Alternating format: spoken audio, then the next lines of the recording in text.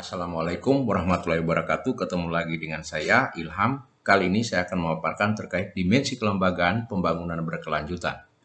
Pembangunan berkelanjutan, pendekatan inti strategisnya yaitu tujuan lingkungan, yaitu menghormati batas ekologi, standar sosial kehidupan yang bermartabat, kondisi ekonomi daya saing seringkali juga pertumbuhan, dan desiderata institusional, yaitu partisipasi pemberdayaan masyarakat dan perempuan, perdamaian dan keadilan.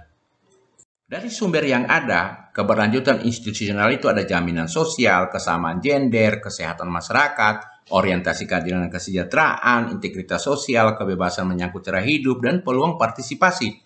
Sementara keberlanjutan sosial itu ada memiliki keamanan material dasar, memenuhi kebutuhan, manfaat dari pengaruh keutamaan gender, menikmati keamanan fisik dan psikologis, menikmati dan mempraktikkan solidaritas, berpartisipasi dalam kegiatan sosial, mampu memiliki cara hidup individu, dan menjadi aktif secara politik dan diberdayakan.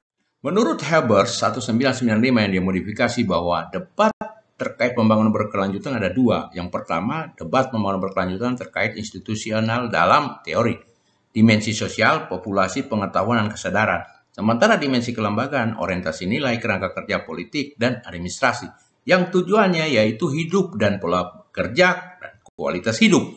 Itulah superstruktur. Nah, terkait ekonomi, lingkungan, tenaga kerja, dan teknologi dalam proses modernisasi berkelanjutan, itulah kunci proses dari segalanya. Debat yang kedua yaitu debat keberlanjutan terkait praktek dalam kelembagaan, praktek pembangunan, pemahaman institusional yang biasa identik dengan organisasi dan keberlanjutan mengikuti tradisi panjang dalam politik pembangunan. Fokusnya adalah pada keberlanjutan lembaga tertentu, dipahami sebagai ketersediaan yang memadai dari administrasi dan dana yang efektif.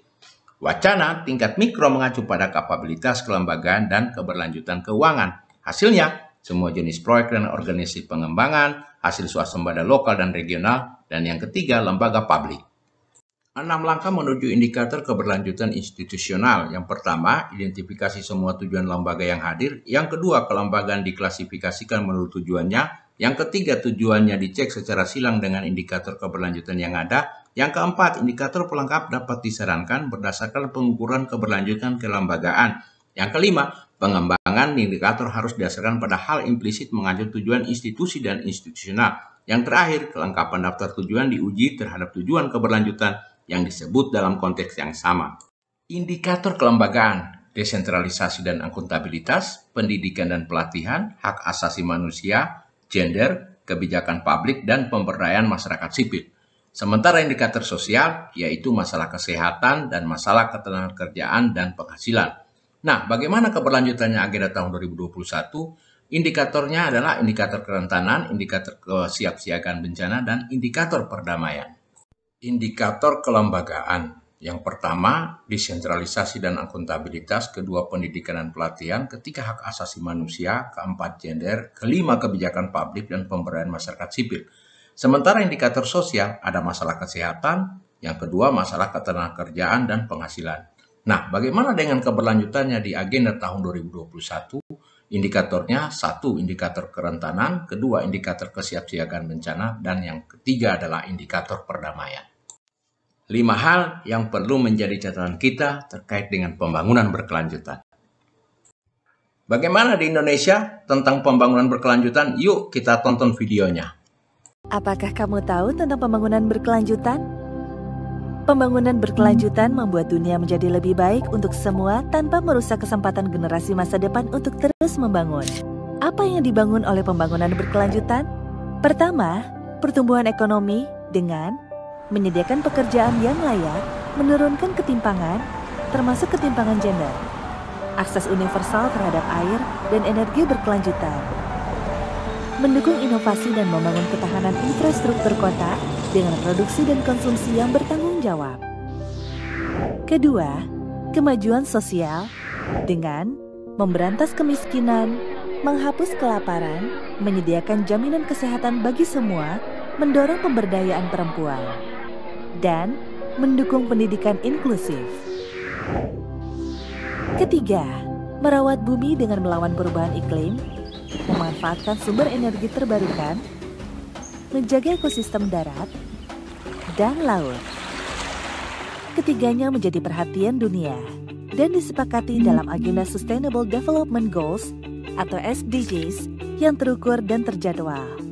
Agenda SDGs memiliki cakupan yang luas dengan 5 pilar pembangunan, yaitu People, Planet, Prosperity, Peace, dan Partnership. Sejak September 2015 dan akan diselesaikan pada tahun 2030. Berlandaskan prinsip Leave No One Behind atau tidak meninggalkan satu orang pun. Indonesia telah berkomitmen untuk berpartisipasi dalam agenda SDGs. Dengan komitmen yang kuat dan kerangka hukum yang mendukung. Dan didukung oleh peran aktif masyarakat sipil dalam pelaksanaan dan pencapaian SDGs. Komitmen ini dibuktikan melalui capaian pelaksanaan dan pencapaian SDGs yang tinggi pada tahun 2018. Namun, pencapaian ini masih menyisakan pekerjaan rumah yang tidak sedikit. Pekerjaan rumah ini dapat diselesaikan melalui kolaborasi dan kemitraan multipihak yang melibatkan pemerintah, swasta, akademisi, media, dan masyarakat sipil. Semua pihak dapat berkontribusi aktif dalam pelaksanaan dan pencapaian SDGs melalui data, informasi, sosialisasi, usulan kebijakan, dan pengawasan. Agenda SDGs adalah agenda kita bersama sebagai masyarakat dunia untuk menciptakan dunia yang lebih baik untuk kita dan generasi masa depan.